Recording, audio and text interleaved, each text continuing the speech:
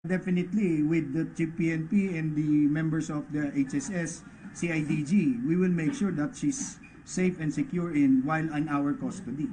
Saan exactly sa PNP Custodial Center siya i-detain? Well, I asked from the HSS, they're preparing two possible spaces, The one that was used by Senator Enrile, and the other one is the one used by the champion couple. So, I have no idea where exactly the two.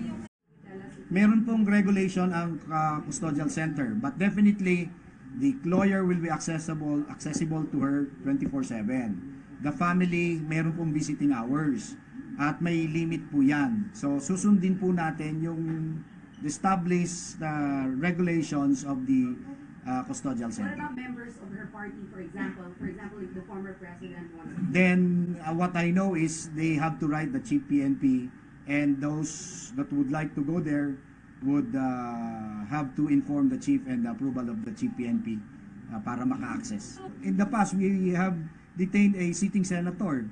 Di ho ba? So, hindi ho bago sa custodial center ito. Ito po ay... meron na ho tayong mga pamamaraan na nagawa in the past, and this can be done again. Pwede po, yan. Basta it's properly coordinated and proper authority is and permit is given. Meron po tayong provisions for their meals, but hindi naman po pinipigil na makapagdala yung mga kamag-anak ng pagkain na hinihiling po nung kanilang mga kamag-anak na nakaditini. Will she be allowed to function as senator right inside her detention? Malalaman po natin kung that request is going to be given.